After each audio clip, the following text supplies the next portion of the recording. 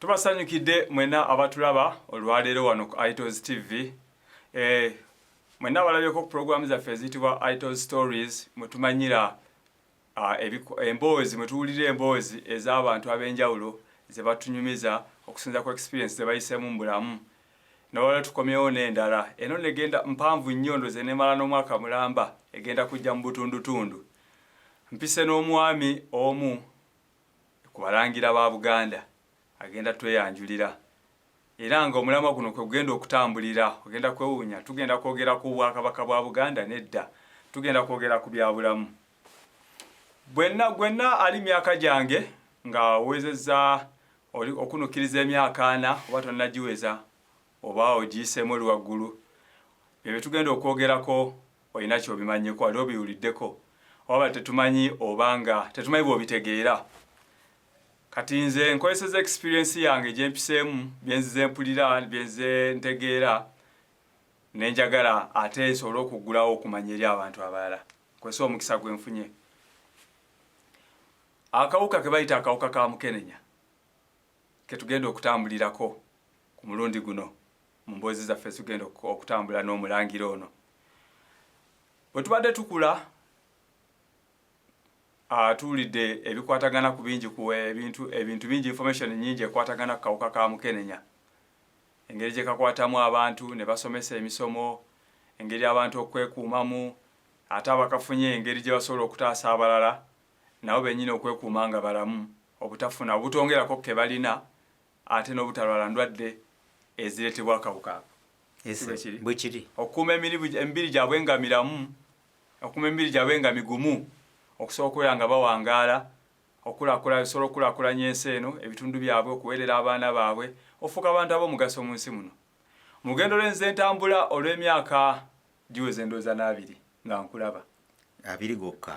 Simanyi gasukka namu. Nga nkyali kalenzi kato. Abantu batukuzizza abadde nga batubuulirira mu ngeri ez'enjawulo ku bintu eby'enjawulo, si bulwadde si kawuka ka mukenenya kokka, wabula n'okukula mu nsi zo tulaba wano tukuze tuli barasita tukoze decision ez'enjawulo tuguddewo amakampuni tukoledde amakampuni naye nga temumanyi bantu ki abazze batuyambako okutukuza okutuukamu wano emutulabidde.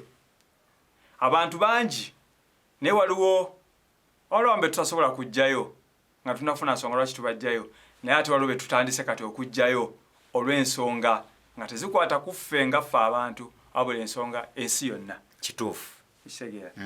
So, ku nsonga ezikwatagana akawuka ka mukenenya nali nga neebuuza muntu ki asobola okukozesa wano ku iToz TV okubanga atuwulira ku nsonga ezo ng'azitegeera bulungi ng'azirinamu experience nga zimukwatako ng'omuntu. Nenzijukira omulangira Dick Kayemba. Kituufu. Naye nga neebuuza naasobola anakkiriza okusaba kwange okujja azinnyonnyole kubanga nali kimanyiiko nti yemu ku bantu abayita mu mbeera eyo naye nga simanyi ate biwanvu nnyo nga bw'omanyi mbeera mu kukuuma ekyama tigundi mumanyiiko kino naye sigenda nga nkyogera kati naye bwensanga naagera ne musaba okukyogerako anakkiriza kubanga abantu information bagyetaaga kkirizagaana tugyetaaga twetaaga okumanya. iToz TV esinga kukola ku byakumanya. So ensonga lwaki tufuba okulaba nga tunoonya abantu ng'ano. So mu bantu be nazuula ne bakkiriza nga mba-approachinze okwogera ku nsonga eno emulangira Dick Kayemba ate nga mbabuulira nti y'omu ku batuufu sigamba nti yekka kuba bala bangi abaliyo be tunaba kumanya naye mbemanyi y'omu ku batuufu be neesiga abasobola okuwa information ekwatagana akawuka ka mukenenya entuufu. So agenda kutweyanjulira kugambe guno omulama ko genda otambula tetumanyi oba mwaka mulamba oba myaka 2 oba mwezi oba wiiki tetumanyi naye nga tugenda kumanya okufuna okumanya. Omulangira wanjise nkwaniriza ku iToz TV. Sebo nange nsanyusa okusinkana akawungeezi kano. Emboozi eno yandibadde yafuluma dda naye tubeera bize. Kituufu. Era bw'olaba tufunye akadde nga kano ekyo tukyebaliza Mukama. Amiina. Era kakasa nti lwe tunaabanga tufunye obudde nga bw'ogambye eyinza okumala omwaka oba 2 tujja kujjanga tuwa abantu ekyo kye tusaanidde obbawa. Kituufu. Ekikwatagana ku bulamu bwabwe ku bulamu bwaffe n'endwadde ey'akawuka ka mukenenya. Esebo ekyo kyengenda osobola okubuuza esebo gwe kubikwatagana n'akawuka ka mukenenya osinziira ku ki twagala abantu bamanye kwosinziira okuba nga otuwa information gy'ogenda okutuwa era okubeera nti bakutrustinga bakwesiga besiga information yo nsinziira ku ki basebo ne bannyabo abatulaba era abatuwuliriza erinnya nze Mulangira Kayemba Kyabaggu Dickson. Ekisooka ndi musajja musuubuzi abangi bamanyidde mu katale ka ssente bali ku ddembe Owino Market. Ekyokubiri ndi volunteer. Bwe nkosa ekigambo volunteer omuntu ategeera ekigambo ekyo nkola obwennakyewa kumpi mu Uganda yonna n'ebweru wa Uganda. Naye ng'era okusinga mu kawuka ka HIV n'endwadde abangi ze bagandawaza ze twagazaako siriimu. Ogambye nsinziira ku ki? Akati bwe nakiraba ti omuntu alumirira obulamu bwe n'alumirira obulamu bw'abalala n'alumirira obulamu bw'abaana be ne baganda be ne bannayuganda n'ensi yonna okutwaliza awamu. Bino bye twogera sisoose busoosi byogera wano olwaleero era abandaba mulimu abamu abajja n'okubuuza nti omusajja ono akyaliyo kituufu nkyaliyo. Omuganda agamba lubaale w'omulamu tasamirirwa. Bangi nkoze stories nyingi oba emboozi nyingi okuva mwaka gwa 87 naye abamu baba baziraba gye baziraba nakubirako munne nagati ono omusajja akyaliyo oba bakomezaawo butambi bukadde. N'amubuuza oyo amubuuzizza nti wamulabye ayogera ku ki? Namulabye wano ku kazannyo bakazanyireeyo mu ddwaliro ly'Ensambya hospital department ya home care. Namuga ye bakazanya kiti wano tulabako 945. Namuga nti enamba yiyo mukubireko okakase nti gyali mulamu oba muzimu gwe gwogera. Akati sebo ekyo nkyebaliza Mukama Katonda nti nze bwe mala okukeberebwa n'enkakasibwa nti n'akawuka ka mukenenya nalabira ddala nga obulamu bukomyawo nga bwe bukomye. Era nabuuza simanyi kansala wange oyo oba akyaliyo baali bamuyita kansala Samantha awo ku Bomani House awo oba wakajja Kampala olinaga nti ku Bomani House oli tosobola kutegera kyayogedde. Kati kambuuze gwe ekibuuzo nga gwe abimbuuza Bomani House omanyi weeri? Okujjako okugiwulira obuwulizi okuwulira Bomani House. Naye bw'olagirira omuntu nti va wano otambula otuuka wali Bomani House oba awaali sinza natawa namulagirira mpozi nga ngenze ku Google Map nga tulina omutimba bwe bange ekyaliwo. Era bwe bateriiwo nga yavaawo bakuga nti yali wano kati mulimu ekizimbe ekyo mulimu ministry eno. Kati okwanguyiriza abantu okutegeera kyenjogera Bomani House olaba Parliament ya Uganda weeri kati mu Lunyanyime bakita opposite. Tegeeza nti omulyango oguyingira mu Parliament niye ebizimbe ebiri wano oba kati mulimu ministry ki? Mulimu ministry mulimu ebyo ebizimbe awo wewaali ng'ekizimbe kye bayita Bomani House. Awo namanyira kikyendi. Naye olunaku lwe namanya kyendi nabuuza namuyita namusawo naye nga balina mitendera. Kati bwe twogera essaawa zino nga tumaze okumanyisibwa naffe batraininze kuba kati kyendi ndi kansala w'ebyobulamu mu HIV and AIDS n'endwadde endala. Naye nabuuza omusawo oyo ti nnyabo nawangalayo ennaku 2 ekirowoozo kyajja buzi tenowangalayo ennaku 2 bwe ziti nalaba nti tewali ayinza kukunenya okusinza ku bintu ebyali bitambula ndoza mu kiseera ekyo naye kati bw'osanga omuntu anyumya bino abalala babiyita lugero naye ng'ate byaliyo ate bikyaliyo kuba nakati tukyakebera abantu gwe engeri gy'oli nti oli muteeketeeke bulungi n'omuteekateeka n'omuwa ebivudde mu kukebera kwe n'akutunuulira bw'ati n'asooka asiriikirira nawe n'omuleka naye era ebibuuzo bye nabuuza mu 87 nakati ku guno tulaba nti mulembe gwa balabufu era wakyaliyo ababibuuza naye kati musawo ngambye nina akawuka kano oba nina siriimu ono kuba si muntu mwangu nnyoga nti nina akawuka kano ngambye nina siriimu ono naye nawangalayo ewiiki mu maaso n'omuga nti ekyokukwatagana kuwangala nti bw'onoobanga okyagadde ojja kuwangaala bw'onoobanga okyagadde naye ate manya nti katonda yawangaaza naye nga naawe weebeereddemu ng'enjogera ennaku zino omuganda agamba lubaala embeera ti lubaala embeera nga n'embiroko okoze eki ogutadde nja kigeraageranya tosobola kulaba mpologoma n'ofukamira wansi n'obikkula bayibuli osabe mukama katonda kuba yagamba saba nnyo teekako kakokola tukola ki tondeka nnyuma ne mukama nga bw'omukola ki bw'omusaba oyinza okuweta ekkoona bw'oti yo nedda bw'eti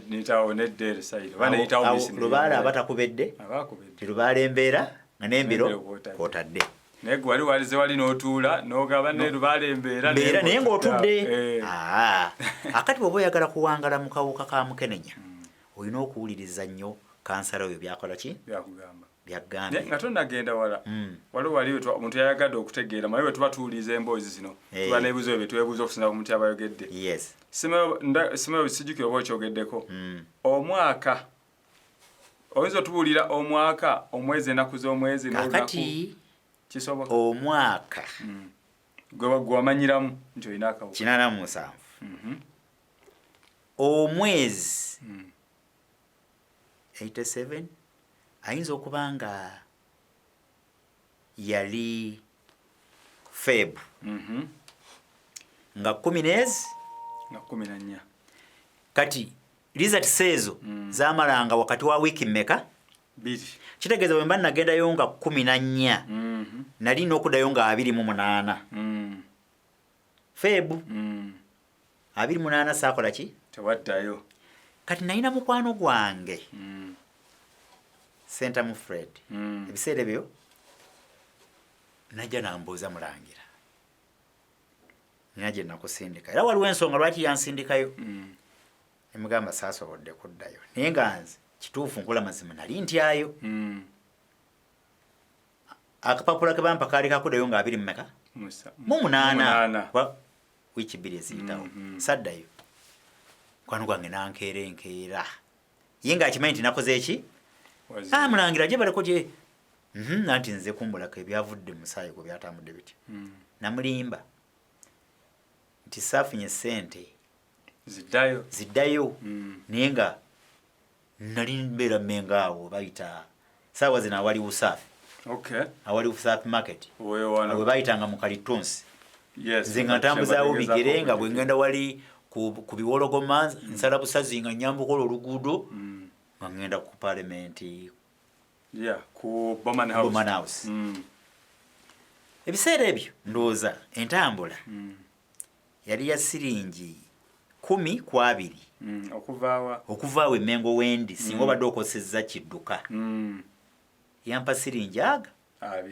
naniiginawo buniigeenyi ng'olwo kiki oyagala kekkereza okekkereza nga nkyagala kubeera nali sirina mayiba oyogera ebiseera bino oga nti zaali siringi 10 oba 2 oli olabanga akuliza oyinza oga nti olimba oba osaaga kasooka tutegeeze n'abantu ekintu kyo nga tunagenda wala amwaka tuli mu gwa 2025 Mulangira Dick Kayemba yakeberebwa akawuka ka siriimu 1987 bwe guli Omulangira Dick yakamala n'akawuka ka siriimu emyaka 38 agenda kuweza gwa 38 abamanyi okubala oshegera ate nkyabanyonyola bingi by'onooba ombuuzizza ne by'onootombuuzizza nga bisaanidde nja bibabuulira.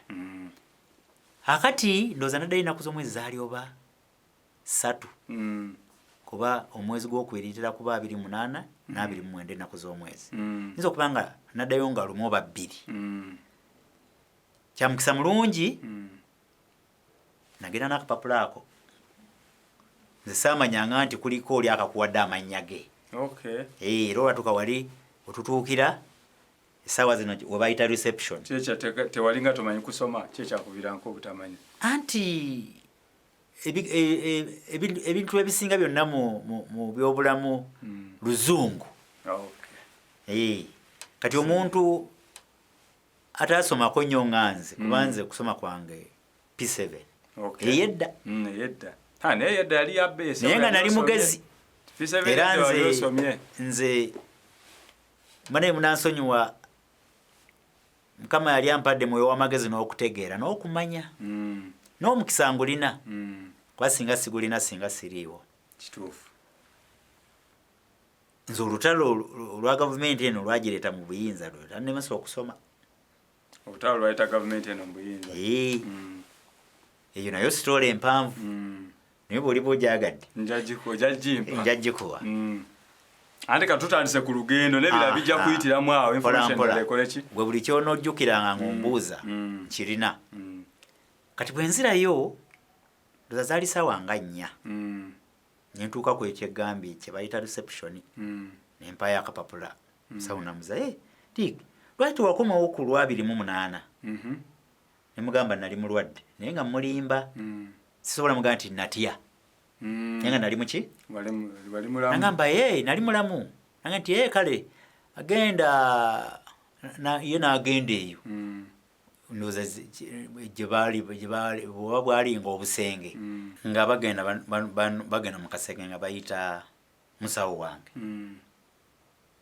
kansala kati nga nze kyendi abaga nti omuntu owuno akomyewo kati nga Dick nsanyusa okulaba lwaki tewasobola kukomawo 28 nemugamba musawo nali mulwadde nti ye kale jangu eno mu kasenge natugenda mu kasenge kati saawa we natuukira zaali za kunywa caayi ow'olufuutufuutu kyayita breakfast oba ssaawa 4 kansala wange teyali mubi ng'asooka nsimba ekikopo ky'amata n'eggi n'omugaati nga musiige nga tugulya bwe tunyumya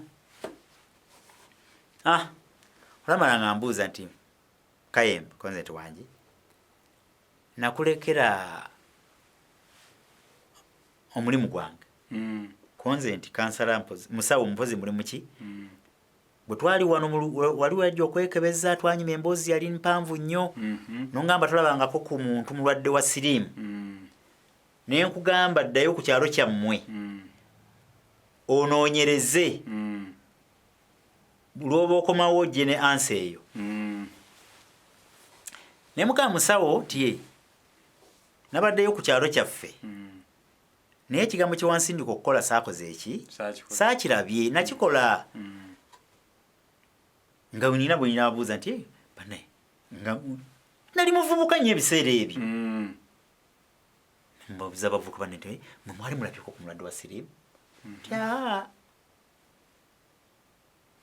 tya nti naye kansala Fred Sentamu lwaki kyavaako ngambe nti genda bakukebere naye omukyala ebiseera ebyo omukyala n'afa naye nga namubunya amalwaliro ga wano gonna gonna nalina kusaliza nga obwekivubuka ezona ne ziggwera awo mu 87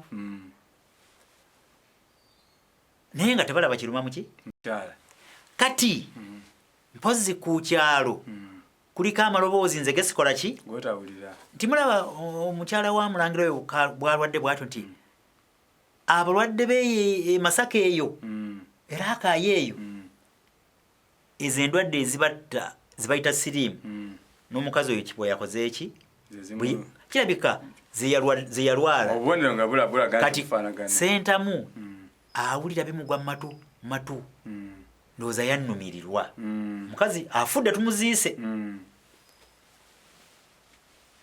anga nti omanyi mulangira nti waliwo ebigambo ebiri kuno yali nakati akyali mukwanuganya ekitundu akyali mulamu era siina mboozi gye nnyumiza ekwata ku bulamu bwange na bwe tubadde nga bwegamba nti tunabeera ku binuli egindi era buli bamunsaba mutwala ne mbagamba oyo bwe bulamu bwange kati naawe kankikubule n'abatulaba kansala Fred Sentamu yali wa bya bufuzi singa teyali ye nkakasa singa siriiwo singa toli mulamu singa toliiwo singa siriiwo kati bwamala okuŋŋamba nti emimwa giri kuno gigamba nti mukyala waffe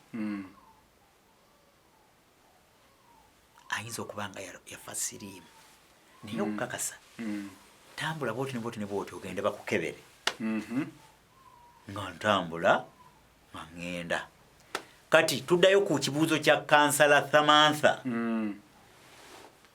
yambuuza mulimu gwange wagukoze kati nabuuzangako bannaye nebanga nti naye olaba wali kibi nnyo okwogera amanya g'abantu naye benjogerako bonna baafa kati ne bwenjogerako abalala bali ku Mmengo bali kakasa nti omusajja oyo akyaliyo omwami yavanga awo omukyala bamuyitanga Nakayima yafumbanga mmere oba Nakasereeyo oba Nakayima nyinza okuba nga erinnya ndirabidde naye nga liringa bwe lityo kati bambi omusajja oyo mukwano gwaffe yali yalwala naye nga bagamba yalwala kafuba TB naye ng'obubega buno bwasongola dda naye njogera mazima nga nange kennyini naye kweka bantu neningiriza omwami oyo naye nga tetumanyi kyeyakola ki naye sole tuse omusajja omukama yamujjulula ddo ayinza n'okuba nga teyatuuka na mukyenda kati nengamba kansala Samantha nemuga musawo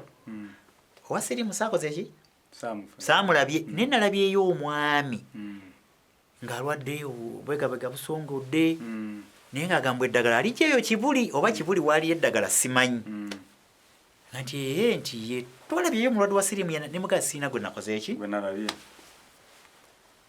wabula ebiseera ebyo n'abanawulira emboozi eno bananjulira kansala w'ebiseera ebyo ng'okubudaabuda omuntu nga bw'aba akoze nnyo mu lunaku akola ku bantu babiri oba etteeka bwe lyali libakkiriza oba twali bazibu nnyo nange mbatengera okubuuza awo bantu babiri olunaku nanyuka naye bwe namala okunyweramu HIV nemmanya nti results zaali tezigabika ez'ebiseera ebyo okwatulira omuntu n'omugaa nti byebyo ebivudde mu musaayi gwo olina siriimu tegwali muzannyo kati tebereza yantandikako nga bali mu breakfast twatambula olugendo netuuka okulya lanchi tannambuulira kyavudde muki njogera mazima byavudde mu kukeberera netugenda ku lanchi netugirya ng'akyakukansolinga bwe twadda nangamba mulangira Kayima konzent wangi kaakati essaawa eno ekyatuleese tugenda kikola ki kukimanya nambuuza wasomako nemugamba kansala nasomako musawo ebyakansala sina nabimanya nemugamba musawo nasomako naye si kinene nampa akapapula kange nga kaliko ebigambo ebi ebiseera ebyo mwalimu obugambo waliwo reactive ne nani reactive essaawa zino sirowooza nga byerabye bikyaliwo n'akampa ng'ebigambo ebyo biri mu kala ze zimu kuba akapapula kali mu black and white naye ng'obugambo busemba eno wansi ng'akamu kali reactive nani reactive kati batiikingako ku kali reactive. Nambuuza obugambo bwo obubiri obulabye nti mbulabye. Osobola obunsomera, ne mugamba nsobola kuba P7 y'emabega. Ne mugamba nti kano kagamba reactive, kano kagamba non-reactive. Naye neefuula atakimanyi. Naye nga amakulu oli alina ogakola ki? Agamba pozi wangambye ku kyalo tewalabayo ku mulwadde wa siriimu. Tisaamulaba. Nti kakati twagenze mu wiiki ebbiri zino tugenze okumala okuva mu kwetegereza ng'omusaayi gw'omulangira Kayemba gulimu akawuka akaleeta endwadde za siriimu. Si mukene nnyo akaleeta endwadde za siriimu. era nakwata bukwase ku mutwe bwe nti mumulanga ne ngati nyabo mugamba kansala nawangalayo ennaku ebbiri kuye nti waki anti ongambye nina siriimu. Namugamba mulangira sina leka kumpaayiriza. Sikugambye nti olina siriimu naye nkugambye mu musaayi gwo twasanzeemu akawuka akayinza nakiddamu akayinza okuleetera endwadde za siriimu. Mugamba ondi ne mukati saawa eno siri mulwadde. Nagamba mulangira saawa zino toli mulwadde. Naye okunyonyola omuntu oyo nti si mulwadde naye basanzeemu kaki? Basanzeemu akawuka akasobola okukola ki? Okuleeta endwadde za siriimu. Ne saawa zino olaba tugenze myaka 4 kumpi okunyonyola omuntu akawuka n'endwadde. Ne kati fe abaludde mu kintu ŋŋanze bwe mwanji kunyonyola n'obugere ensiita kuba mayinja kikunyonyola okitegeere ate tuveewo nga tukanyiza. Naye omulembe guli ng'okuwa omuntu ulizatisiza akawuka ka mukenenya. Era ensonga lwaki baakolanga olunaku ku balwadde aba kubanga yalinanga okutwala obudde akuyise eno akuyise eri akulimbelimbe. Ate ebiseera naye mukama ono mwebaza nnyo ampadde obuwangaazi kubanga nalabako ku bintu ab'omulembe guno bye batalabye nga bamula okuga nti oli HIV positive. Era ndowooza kwe baalabiranga abantu be bagenza okukebera komawo nangugu ya bintu nengugu atagiggyewo afunye amata omuceere sukaali amagi byonna nga byakumugumya nakulya nakumugumya. Ebyo byonna nabifuna nakitegeera luvannyuma tibaabiwangayo oggumya bantu abo. Ate baatwalanga obudde wabula bannange bino byenjogera abantu bayinza okulowooza oba bituufu oba si bituufu. abantu bali nkowoola kati ab'obudde buno naye obudde bwo bakyabulina. Simanyi nze ndi mu kintu tebakyabulina. Bane munansonyiwa zikinjogera ge mazima tebakyabulina. Kuba luli ndowooza ku kyalo kwalingako 2 3 naye kati ndowooza tuli nti bw'ova ku muzigo namba 1 okutuuka ku muzigo namba 10 wayinza okubaawo nga 5 nga bali HIV positive naye nga buli omu tamanyi ki tamanyi munne okujjako ng'amubuuliddeko ekitali kyangu abantu b'emizigo bamanyi. Mukama bw'akuyamba n'akujja ku muzigo oyisa emikono mu maaso.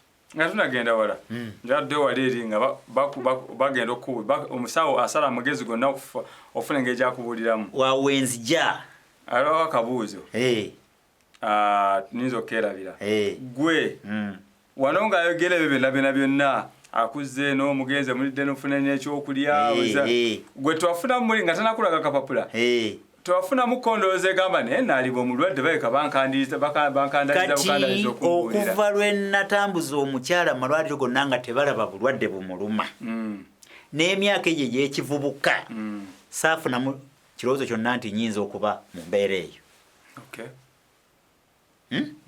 Saakola ki? Tebakifunamu. Ne bw'amala okukantema nagenda natema omulanga ne mubuuza nti naawangalayo ennaku 2 nga bw'otegeeza nagamba ate nga niyagga nti ogenda kufa kuŋŋamye nti nasiriimu nagamba Mulangira leka kumpaayiriza ekyo gw'okyeyogeredde niye oyina akaki ne mubuuza nti kati ŋŋenda kubeerawo ntya naŋŋamba kati bw'onookola kino nakino nakino fe wano tetubalabirira naye ensambya ekibuli eyo nawulira nkyakyogerako n'emulago yampa amalwaliro galinga 4 ebiseera ebyo nga gye balabirira abantu abalina akaki era bino byenjogera abantu b'ebiseera ebyo 87 bino byenjogerako abakyaliwo banjulira naye si bangi abaliwo abali blessed hands naye abaliwo weebali kubamba manyi bavangayo nga beetise guli omugwe enkoze eki ogw'ebyokulya nga babagumya nti bw'onoolya obulungi ne weerabirira obulungi n'okakkanya ebirowoozo osobola okubeerawo kakati omugugu gw'ebyokulya ebiraka nkubuuza tinavawaawo gwali kwabiraka byali bingi ngera bya ssente ziwerako gwali gusobola okutambuza omuntu bbanga ki kaakati bwe nagenda nzigumira mu kintu waliwo okugumira nenzigumira nenywera nenzigweramu awo nawo nja kutuukawo naye nga baatuwanga ebintu bya mwezi kuba kyoyagala okumanya bawanga omuntu ate bajjanga ne bakukyalira awaka ne balaba nti alina obwana 2 n'omukyala nti be bantu 6 kati gwe badde bawadde ebyomu nga bakwongerako ebinamala abantu b'omwezi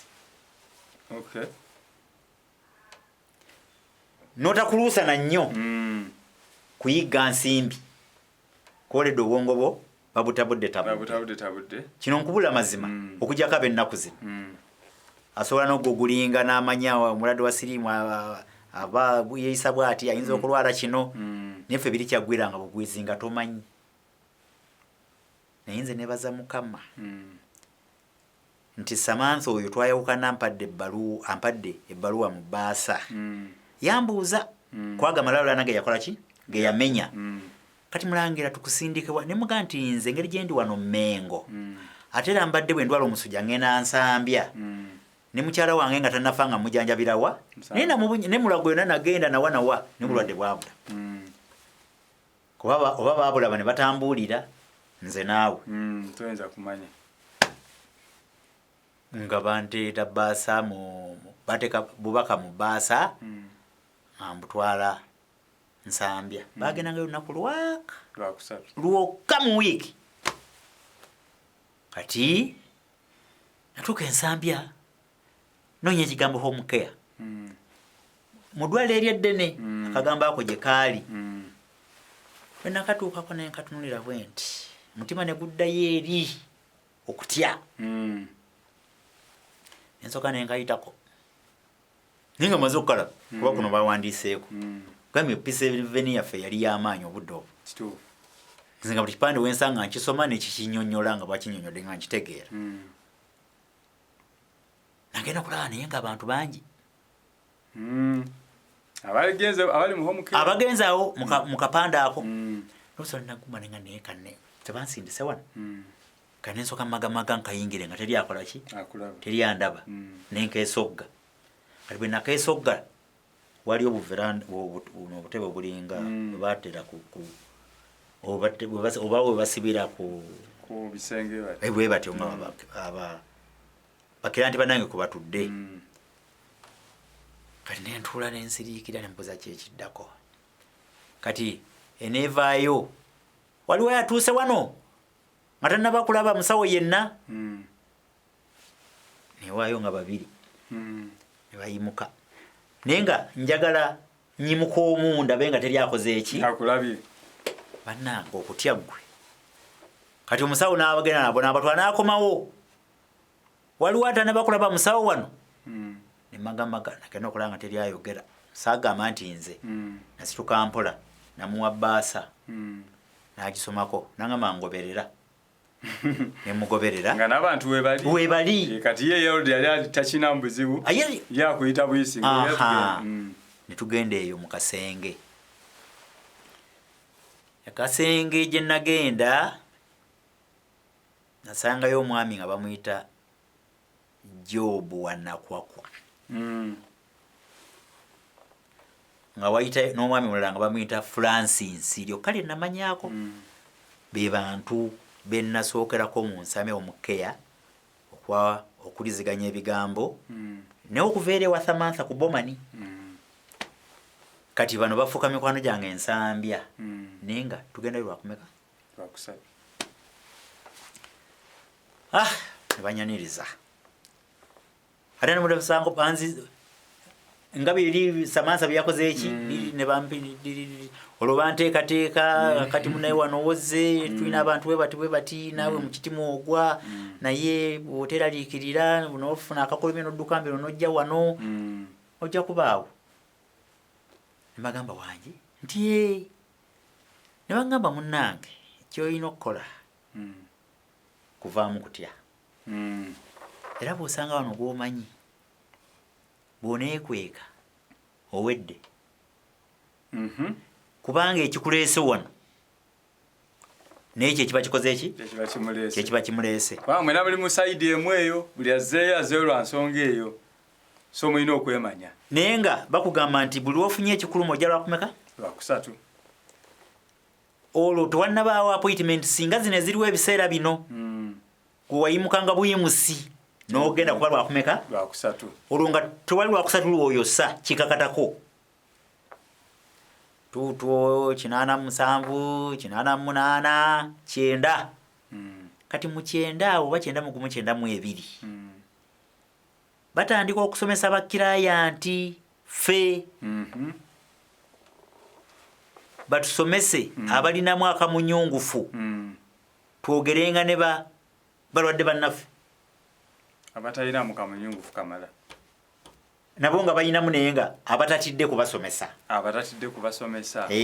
mulimu abalina akamunyungufu nga tebamanyi naffe naye nga batya nayimirira ntya mu bantu n'agenda ntya mu community naye okuva mu egyo emyaka egyo Mukama amaze okungumya mukazi wange oli afudde naliwo nawona omulala we naye afudde mu 9 ngendo kitegeera nga kituufu kuwokubiri kwe nakakasiza bino ebirandooza nalimu okubuusabuusa owokubiri olwedde wagenda bino okukebera nga omulina nga mulina so oli yagenda okufanga era nga mulina ngamba imagine ebiseera ebyo nga tewali ddagala lyonna lyogamba nti owakawuka lino lyakola ki lyakozesa naye mulaba abasajja abo bali babiri benatendereza naye nabo batubeererawo naye nabo Mukama yabatwala waliwo omusajja gwe bayitanga Kyasanku ku Bombo Road ku Bombo Road okwo mu basajja abaafuna essente z'abasiriimu baali n'omusajja mulala nga bamuyita Lukwago olaba abaana abo abayita balukwago simanyani lukwagaani bonna kitaabwe yali ogwo Mukama yanyamba namulabako Lukwago babita Lukwago ki bakola ki Lukwago era yali akola ddagala lya kawuka ka siriimu Rashidi Lukwago bano kati bano baana be bawalabe batabani be era ne mbatunuuliraawo nenga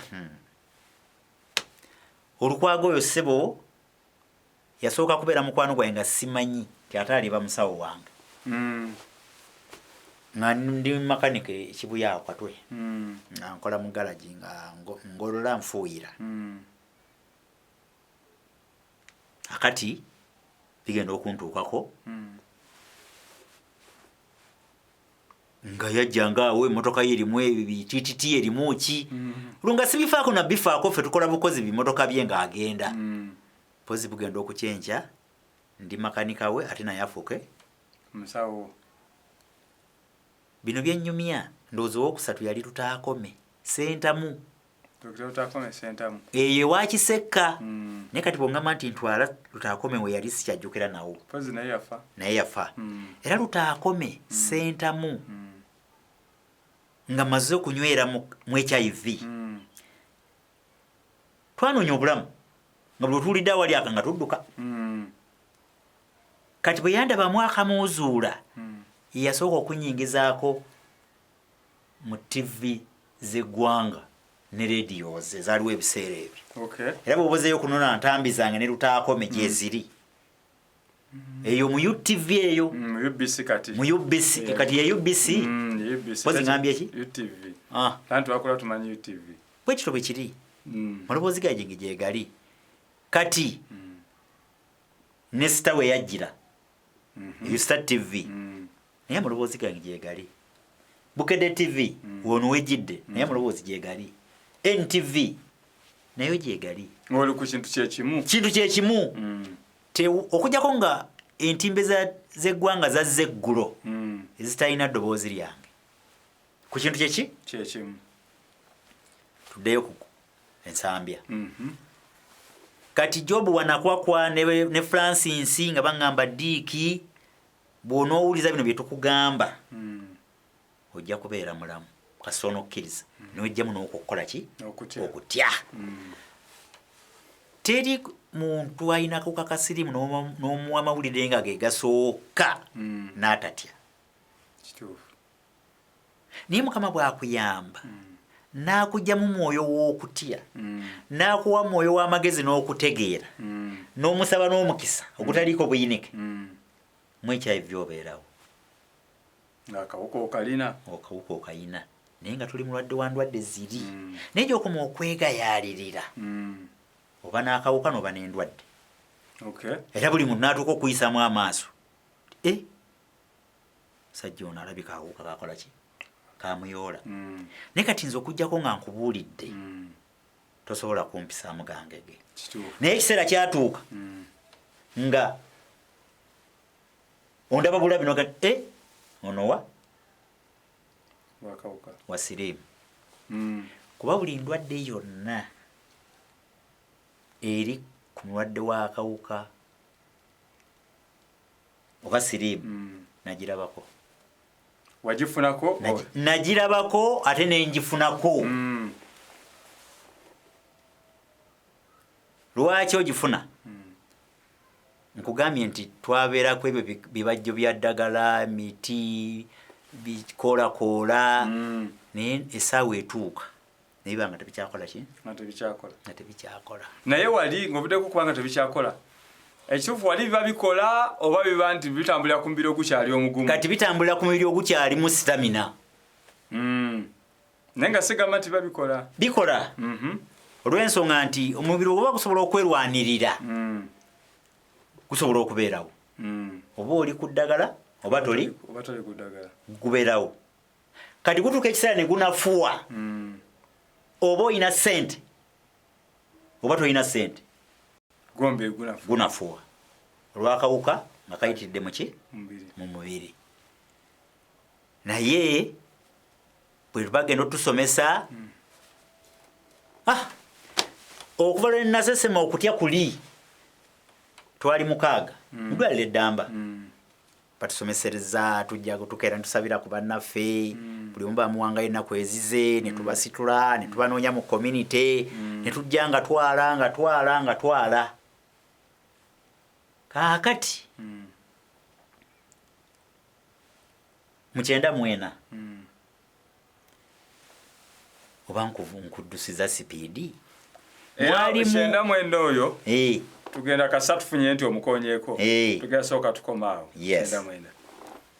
Kyenjagala oyogereko kubanga bino bira byonna bibaddewo nga bitambulira ku ggwe kyemuntu ekyayagadde okuba nga tetunagenda wala.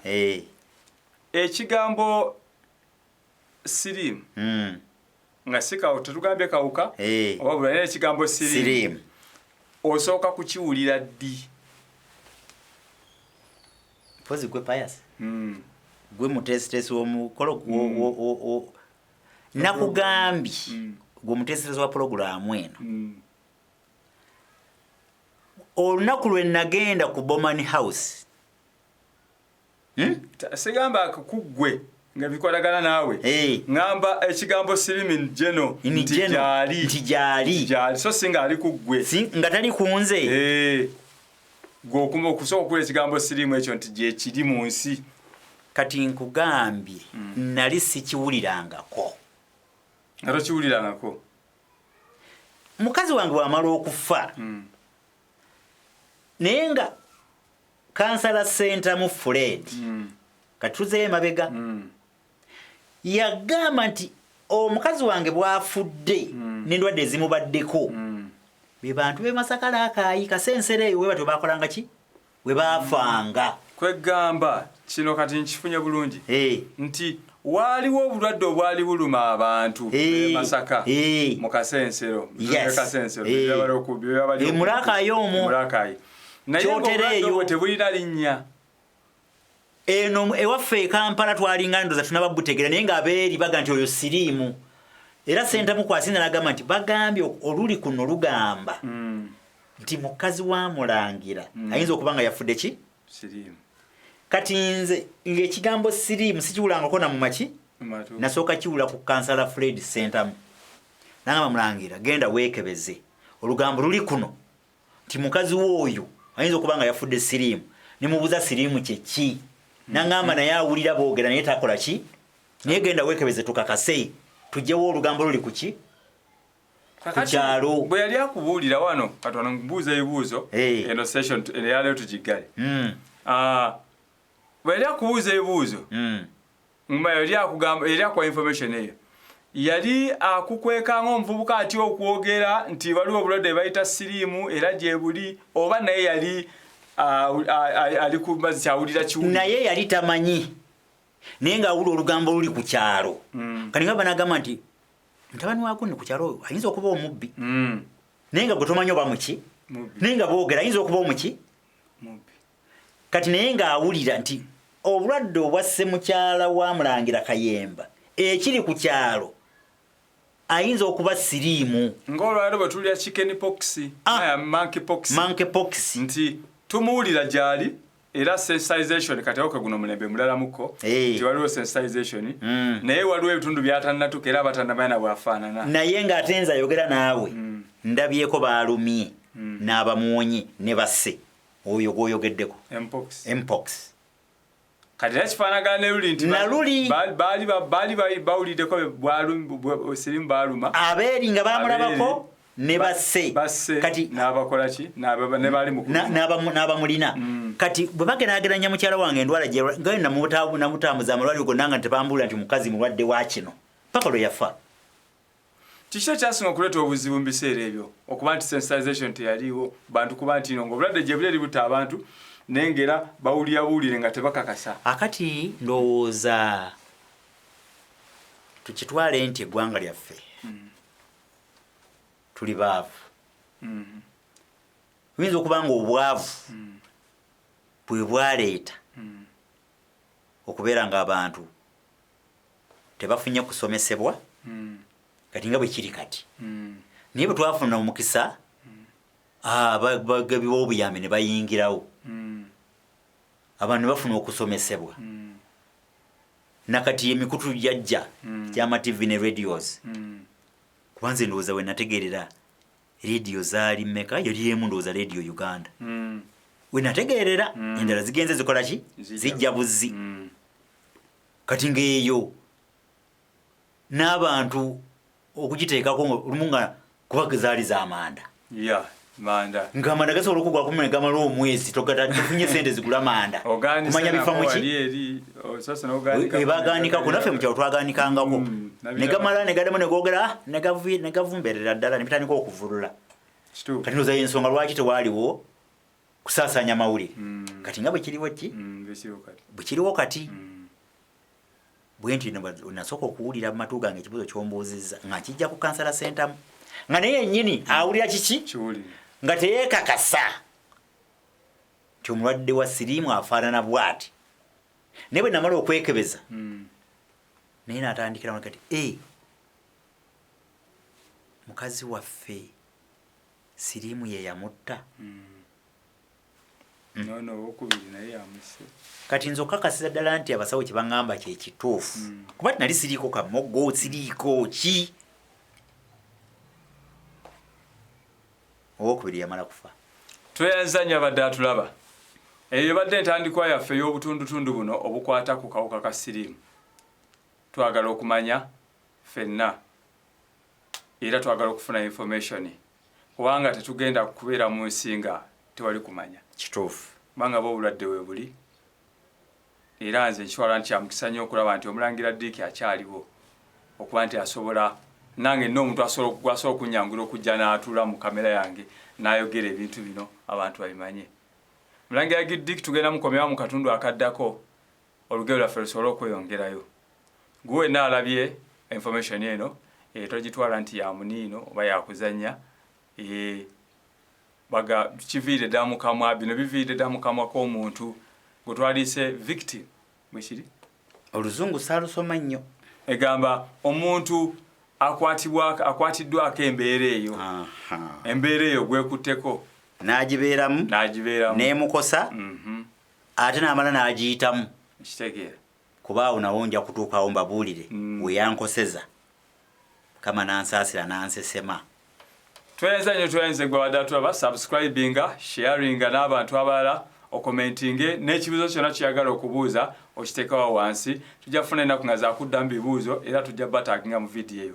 Amanya Juko Pius wano ku Itos TV ono aba taata wange obeera taata wange obeera mukulu wange ekimu ku byo kuba bwe mba ndi mulangira nga naawe oli mulangira sobola okubeera taatawo sobola okubeera mukuluwo naye kati okusinziira ku myaka gyange byombi mbisobola kituufu mwebale nnyo abadde batulaba.